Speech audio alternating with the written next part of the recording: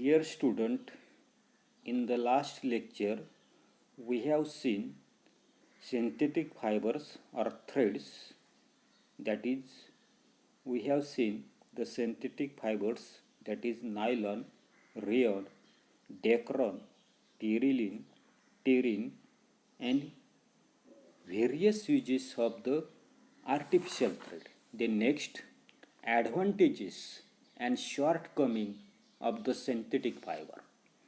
तर या ठिकाणी आपल्याला सर्वसाधारणपणे असणारे जे काही कृत्रिम अशा प्रकारचे असणारे जे काही धागे जे आहेत, तर ते असणारे जे काही धागे जे आहेत, तर त्या धाग्यांचे असणारे जे काही आपल्याला त्या ठिकाणी शॉर्टकमिंग. आता शॉर्टकमिंग म्हणजे सर्वसाधारणपणे दोष आणि ॲडव्हान्टेजेस जे आहेत, तर ते म्हणजे त्या ठिकाणी त्याचे असणारे जे काही गुण जे आहेत, तर ते गुण आपल्याला त्या ठिकाणी दिलेले. फर्स्ट ॲडव्हान्टेजेस दिलेलं आहे, गुण दिलेलं आहे की these fibre can be manufactured on A mass scale. तर मास स्केल म्हणजे मोठ्या प्रमाणावर. हे जे काय असणारे जे काही धागे जे आहेत, तर ते धागे खूप मोठ्या प्रमाणावर त्या ठिकाणी ते तयार केले जातात. हा त्याचा पहिला त्या ठिकाणी ॲडव्हान्टेजेस आहे, गुण त्या ठिकाणी आहे.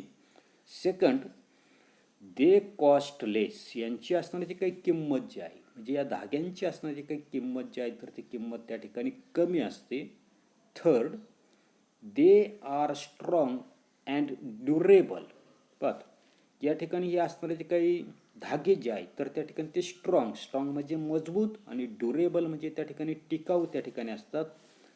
Fourth, they can be used for a long time. काय सांगितले? They can be used for a long time. दीर्घकाळ त्या ठिकाणी आपण त्यांचा असणारा जो काही वापर जो आहे, तर तो वापर आपल्याला त्या ठिकाणी करता येतो. Fifth, they are water repellent, hence do not rot or get wet, they dry easily.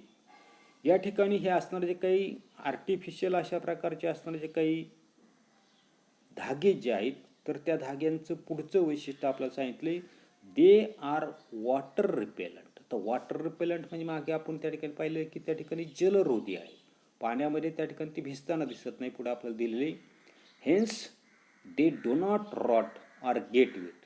पण त्या ठिकाणी वॉटर रेजिस्टन्स आहे. तो वॉटर रेजिस्टन्स असल्यामुळं पाण्यामध्ये सर्वसाधारणपणे कुजण्याची प्रक्रिया किंवा त्या ठिकाणी वेट होण्याची, WET वेट म्हणजे त्या ठिकाणी भिजण्याची, अशा क्रिया ज्या आहेत, तर त्या क्रिया त्या ठिकाणी घडत नाही. आणि पुढे आपल्याला सांगितले दे ड्राय इझिली. आणि लवकर त्या ठिकाणी याचे असणारे जे काही कपडे जे आहेत, तर ते कपडे जर असतील तर त्या ठिकाणी ते लवकर त्या ठिकाणी काय होतं दिसतात, आपल्याला सुकताना त्या ठिकाणी दिसतात. त्याच्यानंतर 6, they are light weight and comfortable to wear.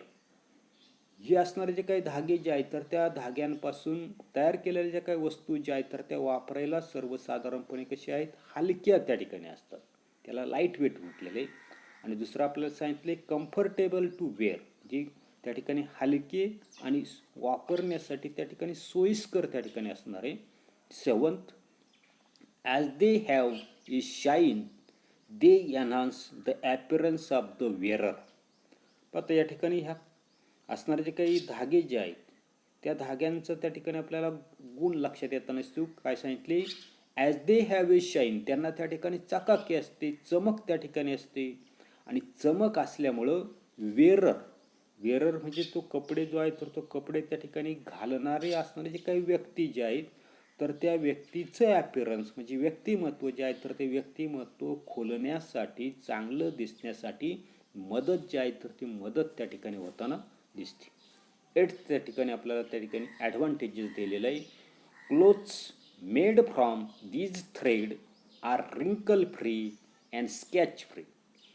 या धाग्यांपासून बनवलेले जे काही कपडे जे आहेत, तर त्या कपड्यांना त्या ठिकाणी रिंकल म्हणजे सर्वसाधारणपणे त्याला आपण त्या ठिकाणी सुरकुत्या ज्या आहेत, तर त्या सुरकुत्या त्या ठिकाणी म्हणताना दिसतो. रिंकल फ्री म्हणजे सुरकुत्या ज्या आहेत, तर त्या घड्या ज्या आहेत, तर त्या घड्या त्या ठिकाणी पडत नाहीत. आणि पुढे आपल्याला सांगितले स्क्रॅच फ्री. आता स्क्रॅच म्हणजे आपल्या लक्षात येत नसते की ओरखडे जे आहेत, तर ते ओरखडे त्या ठिकाणी पडत नाहीत. जे अशा पद्धतीनं या ठिकाणी असणारे जे काही कृत्रिम अशा प्रकारचे असणारे जे काही धागे जे आहेत, तर त्या धाग्यांच्या आपण जशी त्या ठिकाणी गुण वाहिले, तसेच त्यांचे काही शॉर्टकमिंग म्हणजे असणारे जे काही दोष जे आहेत तर ते दोष त्या ठिकाणी आपल्याला दिलेले. आता काय काय दोष त्या ठिकाणी दिलेले. They are water repellent and hence do not absorb sweat from the skin. आपण पाहिलं की या ठिकाणी असणारे जे काही कृत्रिम धागे जे आहेत तर ते कसे आहेत, वॉटर रेजिस्टन्स आहेत. किंवा दुसरं आपल्याला सांगितलं की वॉटर रिपेलंट आहेत, जलरोधी आहेत. आणि म्हणून ज्या वेळेला त्या व्यक्तीला त्या ठिकाणी घाम येताना दिसतो तर तो असणारा जो काही स्वीट म्हणजे घाम जो आहे तर तो घाम त्या ठिकाणी असणारी जी काही व्यक्ती जी आहे तर त्या व्यक्तीच्या शरीरामधून बाहेर पडणारा जो काही घाम जो आहे म्हणजे त्वचेमध्ये बाहेर पडणारा जो काही घाम जो आहे तर तो घाम या प्रकारचे असणारे जे काही धागे जे आहेत तर ते धागे त्या ठिकाणी शोषत नाहीत. हा सर्वात मोठा त्या ठिकाणी त्या धाग्यांचा त्या ठिकाणी दोष आहे. दुसरं, continuous use of clothes made from this thread keep the skin moist which may cause skin disease. म्हणजे सातत्यानं या धाग्यापासून बनवलेले जे काही कपडे जे आहेत तर त्या कपड्यांचा जर आपण त्या ठिकाणी यूज केला, वापर त्या ठिकाणी जर केला तर आपली जी काही त्वचा जी आहे तर ती त्वचा कसं सांगितलं आपल्याला, मॉइस्ट म्हणजे ओलसर त्या ठिकाणी राहते. आणि त्वचा जर त्या ठिकाणी ओलसर जर राहिली तर याच्यामुळं असणारे जे काही स्किन डिसीज, त्वचेचे असणारे जे काही विकर जे आहे तर ते विकर होण्याची शक्यता त्या ठिकाणी असते. नेक्स्ट थर्ड त्या ठिकाणी शॉर्ट कमिंग आपल्याला दिलेलं आहे की सिंथेटिक क्लॉथ्स आर अनकम्फर्टेबल. पाहता या ठिकाणी सर्वात महत्त्वाचं आपल्याला दिलेले की सर्वसाधारणपणे या ठिकाणी असणारे जे काही सिंथेटिक असणारे म्हणजे कृत्रिम अशा प्रकारचे असणारे जे काही धागे जे आहेत किंवा असणारे जे काही वस्त्र जे आहेत, कापड जे आहेत तर सर्वसाधारणपणे काय सांगितले की synthetic clothes are comfortable to wear especially in summer. जी उन्हाळ्याच्या दिवसामध्ये हे जे काही कपडे जे आहेत तर ते कपडे त्या ठिकाणी वापरणं त्या ठिकाणी कसं सांगितलं आपल्याला त्रासाचं त्या ठिकाणी असतं. पुढे फोर्थ ही एक प्रॉपर्टी त्या ठिकाणी महत्त्वाची लक्षात ठेवा की synthetic fabric catches fire easily. या ठिकाणी हे जे काही धागे जे आहेत तर ते धागे लवकर त्या ठिकाणी पेट घेताना दिसतात. तर लवकर पेट घेतलं तर काय होतं तर ते आपल्याला पुढचे असणारे जे काही शॉर्ट कमिंग पाचवं दिलेले पहा, if they catch fire the cloth sticks to the skin and causes serious injury. म्हणजे अशा प्रकारचे असणारे जे काही कपडे जे आहेत तर त्या धाग्यांपासून बनवलेले जे काही कपडे जे आहेत तर त्या कपड्यांनी त्या ठिकाणी काय सांगितले, कॅचेस फायर इझिली, सहजगत्या त्या ठिकाणी ते पेट घेताना दिसतात. आणि पेटल्यानंतर काय सांगितलंय, the cloth sticks to the skin. आणि अशा प्रकारचे पेटते असणारे जे काही कपडे जे आहेत तर ते आपली त्वचा जे आहेत तर त्या त्वचेला त्या ठिकाणी स्टिक म्हणजे चिटकताना त्या ठिकाणी दिसतात. आणि चिटकल्यामुळं त्या व्यक्तीला गंभीर अशा प्रकारच्या असताना जो काही जखमा ज्या आहेत तर त्या जखमा त्या ठिकाणी होताना दिसतात. हे सर्वात मोठं त्याचं त्या ठिकाणी शॉर्ट कमिंग त्या ठिकाणी आहे.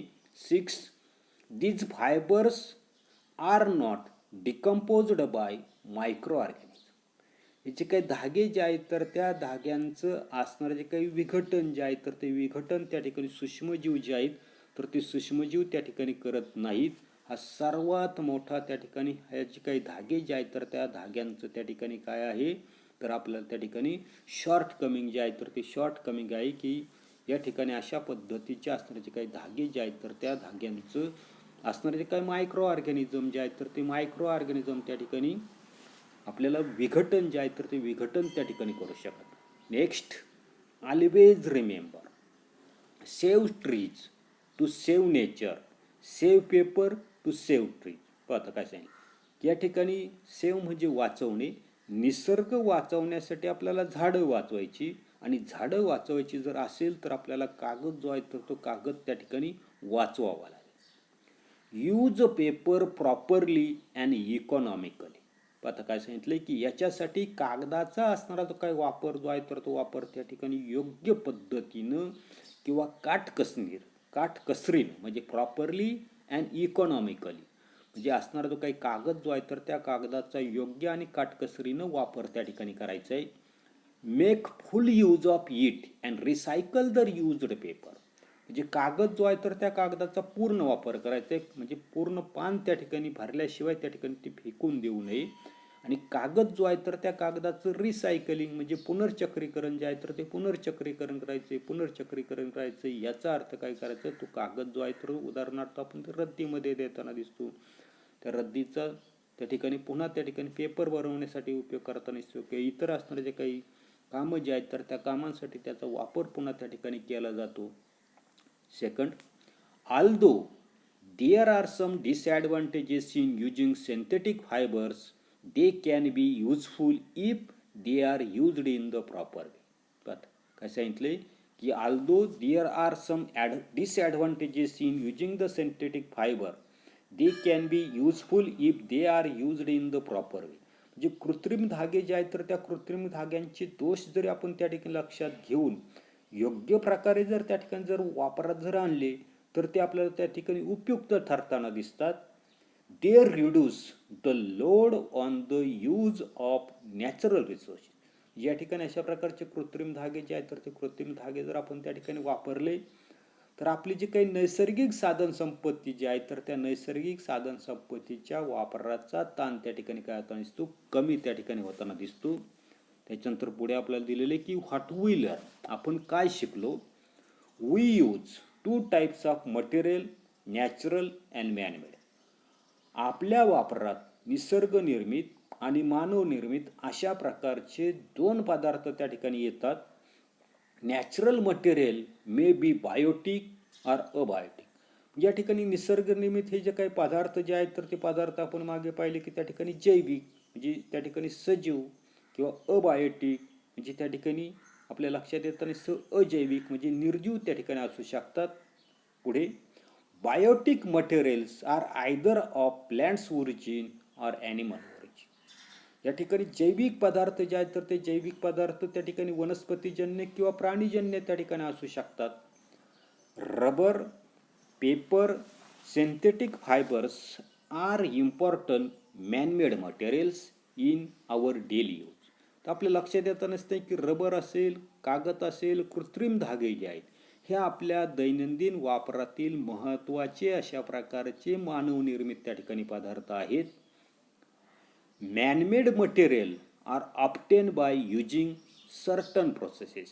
हे जे काही मानवनिर्मित असणारे जे काही पदार्थ जे आहेत तर ते पदार्थ तयार करताना विशिष्ट अशा प्रकारचे असणारे जे काही पद्धती ज्या आहेत तर त्या पद्धतींचा काय केलेले तर त्या ठिकाणी असणारा जो काही वापर जो आहे तर तो वापर त्या ठिकाणी केलेला आहे. आता पुढे सायन्स वॉच, यालाच त्या ठिकाणी मराठीमध्ये चौफेर म्हटलेलं आहे. आता काय चौफेर आहे की while studying science we do verify whatever we learn but what about others. आता विज्ञान जे आहे तर ते विज्ञानाचा अभ्यास करताना शिकताना आपण ते स्वतः त्या ठिकाणी पडताळून पाहिले, पण इतरांचं काय, हे इतरांना त्या ठिकाणी माहीत आहे का. It is necessary to explain to everybody that there is science behind every phenomena. म्हणजे प्रत्येक घटना जी आहेत तर त्या प्रत्येक घटनेमागं आपल्याला त्या ठिकाणी असणारे जे काही विज्ञान जे आहे तर ते विज्ञान हे प्रत्येकाला त्या ठिकाणी समजून सांगणं त्या ठिकाणी गरजेचं आहे. Let us explain to them what we have learn and let us act on the basis of our knowledge. म्हणून आपल्याला जे आपल्याला समजलं ते आपण त्या ठिकाणी सर्वांना त्या ठिकाणी सांगायचे, सर्वांना त्या ठिकाणी समजून देऊया आणि त्यानुसार त्या ठिकाणी आपण काय करूया, वागूया. तर पेज नंबर 49वर असणारा जो काही एक्झरसाईज जो आहे तर तो एक्झरसाईज तुम्ही त्या ठिकाणी सोडवण्याचा प्रयत्न करा आणि मला व्हॉट्सअपला त्या ठिकाणी सेंड करा. एवढाच भाग आपण या तासाला पाहणार आहोत. पुढील तासाला आपण त्या ठिकाणी पुढील चॅप्टर त्या ठिकाणी पाहणार आहोत. धन्यवाद.